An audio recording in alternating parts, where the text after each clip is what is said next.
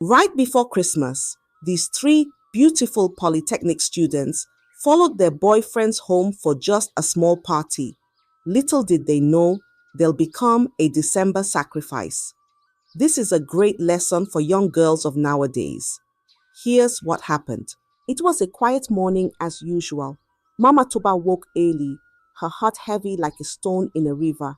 She knelt on her mat and began to pray. Her voice rose like the morning cock's crow, calling her children to join her. Toba, Tayo, come and pray. Toba, her beautiful daughter, who was in her final year in the Polytechnic, knelt by her side. After the prayers, Mama Toba turned to her. Her voice was sharp and firm, like a mother hen protecting her chicks. Toba, listen to me. Don't follow anybody out today, no matter what, she said, her eyes as wide as the morning sky. But Mama, I don't. Toba began to speak, but Mama Toba cut her off. Don't argue with me, you hear me? Don't follow anybody out today. If they like, let them beg you or promise you heaven and earth. Say no. Mama Toba repeated the warning again and again, her voice rising like a drumbeat in the village square. Toba nodded, her head moving like a lizard on a hot rock. I won't, Mama, she promised, but her mind was already elsewhere. The morning chores were done, and Toba dressed in her neat clothes. She tied her scarf carefully, waved her mother goodbye, and walked out into the bright day. Her steps were quick and light, like a bird hopping to freedom. At school, Toba met her two best friends, Amma and Adoja. They stood out like peacocks in a flock of hens, dressed as if they were going to a grand festival. Amma wore a bright dress, while Adoja's skirt sparkled like the stars. Toba, you're looking fresh this morning, Amma said, laughing. Yes, fresh like morning dew, Adoja added, her smile as wide as the river. The three friends stood together, laughing and talking, unaware that the day was about to take a turn darker than the bottom of a clay pot. Have you heard? Amma said, her eyes sparkling like sunlight on water. Classes have been cancelled until next year. Ah, so my transport fare today was wasted, Toba sighed, shaking her head. Don't mind them, Adoja said with a grin. But don't worry, we won't let the day go to waste. Toba's brow furrowed. What do you mean? We're going to a party, Amma announced, her hands clapping together with excitement. A small one, nothing serious. Come with us, Toba. Toba froze, her mother's warning ringing in her ears like the sound of a warning gong. I can't, she said, shaking her head. I need to study. I can't just waste my time. Amma rolled her eyes, and Adoja leaned closer, her voice soft and teasing. It's just a small party, Toba. No harm will come. Come on, we'll just dance, eat, and come back. Don't be boring. No, I can't, Toba started, but her friends cut her off. Toba, are you now a grandmother? Live a little, Amma said, laughing. Okay, Toba finally agreed, her voice low like a beaten drum. But only for a little while. Not long after, the sound of loud music filled the air. Danny, Adoja's boyfriend, arrived in a shiny car, the music booming like thunder. Raji and Faji, his friends, were with him, their grins wide and confident. Let's go, girls, Danny called out, his voice full of excitement. The girls climbed into the car, their laughter rising like birds into the sky. Toba sat quietly, her heart uneasy, but her friend's joy was infectious. The car sped off, the music loud and the mood high, as they headed toward what they thought would be a night of fun. The house was full of life, music blasting like the beating of drums during a festival. Laughter and cheers filled the air as people danced in pairs, their bodies swaying like trees in the wind. Toba, shy at first, soon found herself dancing with Faji, while Amma was paired with Raji and Adoja with Danny. The friends laughed and danced, their joy bubbling over like palm wine in a full calabash. After a while, Danny clapped his hands to get everyone's attention. Friends, it's time for a special treat. I have something planned just for us, he said with a grin that didn't quite reach his eyes. Excitement rippled through the group as Danny led them outside. The girls, giggling and curious, followed as he drove them to a nearby hotel. The table was already set, with plates of steaming food and bottles of drinks shining under the soft light. Eat, my queens, Danny said with a flourish, pulling out chairs for the girls. The girls ate and drank, their laughter echoing through the room like the melody of a happy song. Meanwhile, far away, Mama Toba sat in her market stall, her heart heavy like a sack of stones.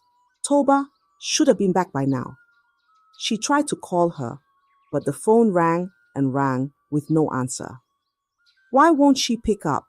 Mama Toba muttered, her palms sweaty as she dialed again. Her spirit was restless, like the wind before a storm. Back at the hotel, Toba's phone buzzed on the table, unnoticed in the noise and excitement. She didn't hear it. The music was too loud and the night too enchanting. But suddenly, the enchantment began to fade. Toba's head felt heavy, like someone had poured sand into it. Her vision blurred and her legs wobbled. She grabbed the edge of the table, but the room spun faster and faster. Ama slumped first, then Adoja. Toba fought to stay awake, but her strength gave way, and darkness swallowed her whole. When Toba woke up, she was no longer in the hotel. The air was cold and smelled of damp earth. She looked around and saw cracked walls and broken windows. They were in an uncompleted building, deep in the middle of nowhere. Her hands and legs were tied with thick ropes. She turned her head and saw Ama and Adoya beside her, also tied and unconscious. Fear gripped her heart like the claws of a wild beast. Where are we? She whispered, her voice trembling like leaves in the Hamatan breeze. Wake up, Toba whispered urgently, nudging them with her elbow. Her voice trembled like dry leaves in the Hamatan wind. The girls stirred slowly, their eyes wide with fear as they took in their surroundings. In front of them stood Danny, Raji, and Faji, their cheerful faces replaced with cold, emotionless stares. Behind them, an old man emerged from the shadows. His presence filled the room like smoke, choking and oppressive. He held knives of different shapes and sizes, their blades gleaming in the dim light. Beside him was a calabash, empty but waiting. Do not shout, Danny warned, his voice low and dangerous. Toba and her friends began to cry, their tears falling like rain as they begged for mercy. But their captors didn't flinch. The old man's eyes burned like fire as he stepped closer, the air thick with the promise of evil. The room was silent except for the dripping sound of water from the ceiling. The old man stood tall, his eyes sharp like the blade of a hunter's machete. His voice, deep and strange, echoed in the darkness. Pick a knife, he commanded, holding out the gleaming weapons. Anyone who refuses will be flogged until their skin peels like yam. Toba and her friends cried harder, their sobs filling the empty space. Please, we didn't do anything wrong, Ama begged, her voice trembling like a frightened bird. Silence! The old man barked, his voice like thunder. He motioned to Danny and his friends, who stepped forward with ropes in hand. The girls screamed and struggled, but the ropes held them tightly. The old man brought out a small black bottle filled with a dark, foul-smelling liquid. He poured it into a wooden cup and held it to Adoja's lips. Drink, he said, his voice calm but cold. Adoya shook her head, her lips trembling. No, please, she begged. But Danny grabbed her head, forcing the liquid into her mouth.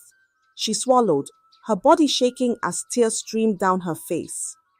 Moments later, Adoya's body stiffened, her eyes wide with fear. She fell to the ground, lifeless.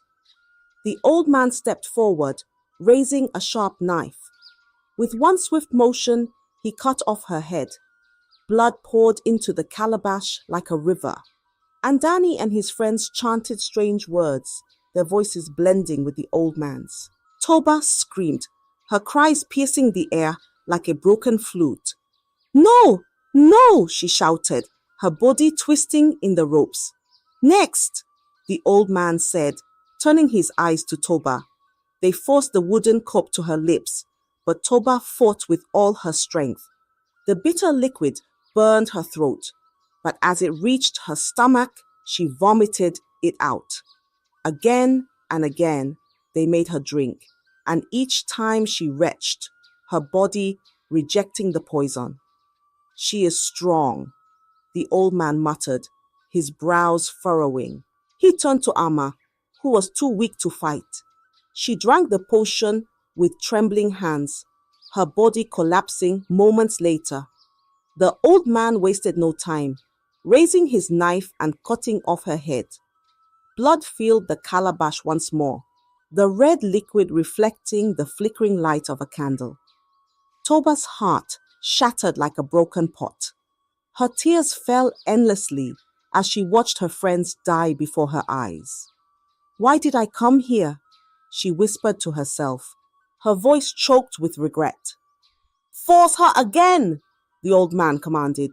Danny and Faji held Toba down, pouring more of the liquid into her mouth. But no matter how much they gave her, she vomited it all out, her body refusing to give in. The old man finally stepped back, his face hard like a rock. "She cannot be killed," he declared, his voice heavy with anger. "She will be made useless instead. Let her live as a shell of herself." Toba's body was weak from the beating, her tears mixing with the dirt on her face. She sat in the darkness, her soul crushed, as the old man prepared for the next stage of his ritual. The market was bustling with life, but Mama Toba couldn't shake the unease in her chest. Her hands trembled as she arranged yams on her wooden table. She wiped the sweat from her forehead and picked up her phone again. "Toba, pick up," she whispered, dialing her daughter's number for the 10th time. The phone didn't ring. It was switched off. Mama Toba's heart raced, beating like a drum in her chest. Her mind swirled with thoughts darker than a stormy night. "God, please protect my child," she prayed under her breath, her lips moving quickly. She looked around, but the market's noise drowned her thoughts. Far away, Danny and his friends followed the old man's final instructions. Toba, barely alive, was dumped out of the car to the roadside opposite the market. Her clothes were torn, her body bruised, and her skin smeared with blood. She lay motionless, like a rag doll discarded in the dirt, as the car drove off at a very high speed. A market woman was the first to see her. She screamed, dropping the basket of tomatoes she was carrying. "Ah! Somebody come and see! They just dumped her!" People rushed to the scene, their voices rising like a swarm of bees. "Who is she? What happened to her?" they shouted, their faces filled with fear. Mama Toba's stall was close to the roadside. She heard the commotion and ran toward the crowd, her feet moving faster than they ever had before. When she saw the girl lying there, her knees buckled, and she let out a wail that pierced the heavens. "Toba, my child!" Toba opened her eyes weakly. Her voice was faint, like a whisper carried away by the wind. "Mama," she managed to say before collapsing into Mama Toba's arms. Mama Toba's tears flowed freely as she cradled her daughter. Her once bright Toba was now a shadow of herself, her body battered and her spirit broken. Without wasting a moment, Mama Toba lifted her daughter, her strength fueled by desperation. "Make way!" "Make way!" she shouted, pushing through the crowd.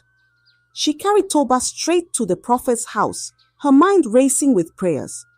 "God, don't let my child die.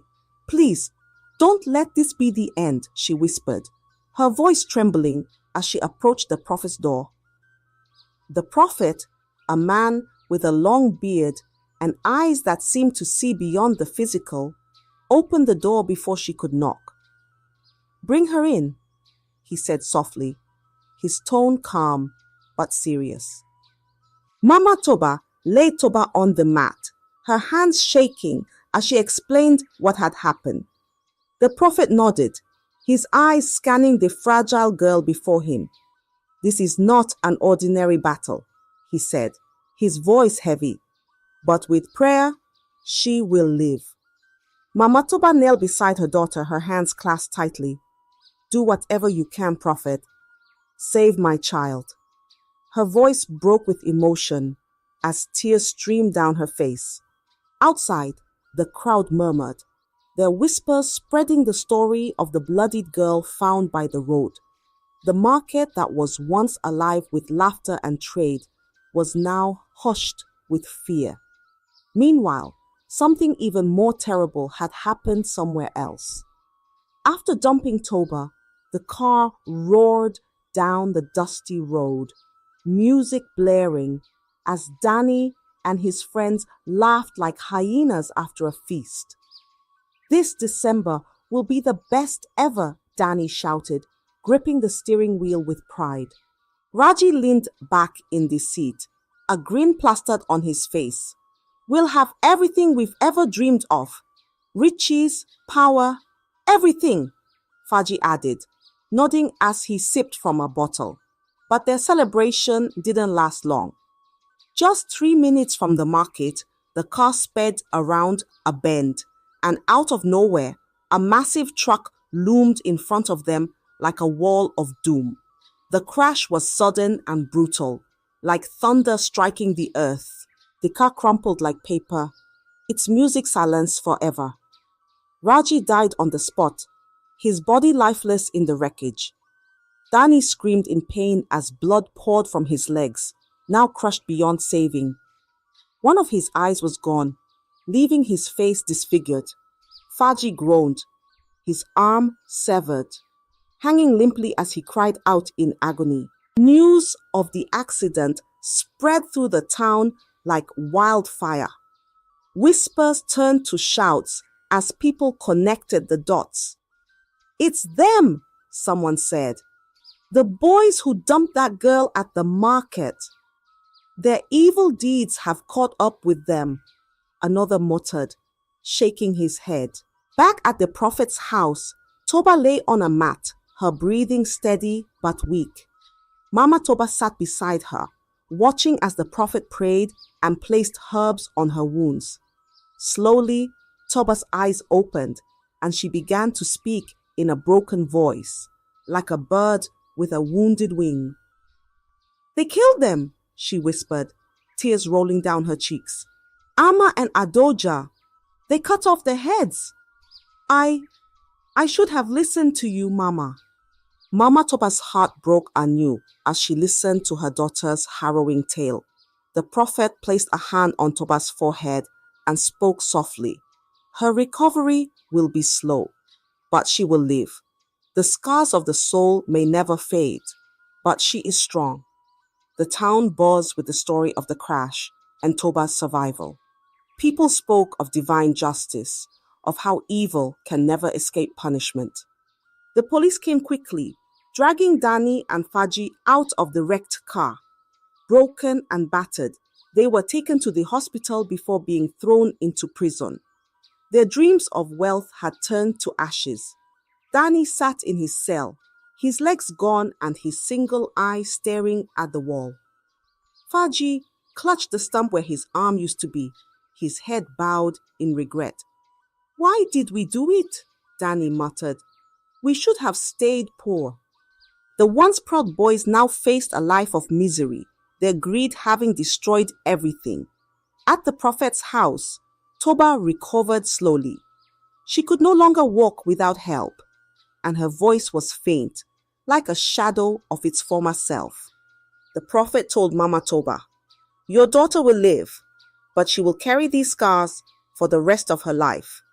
Let her story be a lesson." Mama Toba wept, holding her daughter close. "At least you are alive," she whispered. The town learned from Toba's tragedy. Parents warned their children to listen and avoid temptations. Young girls vowed to be more cautious. Their laughter now tinged with the memory of Toba's tale. The December that began with joy ended in sorrow. Amma and Adoja were gone. Dani and Faji were ruined, and Toba would never be the same. Her story became a warning that echoed through the town. Be careful who you follow home. I hope you enjoyed the story. If so, please like the video, comment what you learned from the tale, and don't forget to subscribe to the channel for more enchanting tales just like this one. Thank you.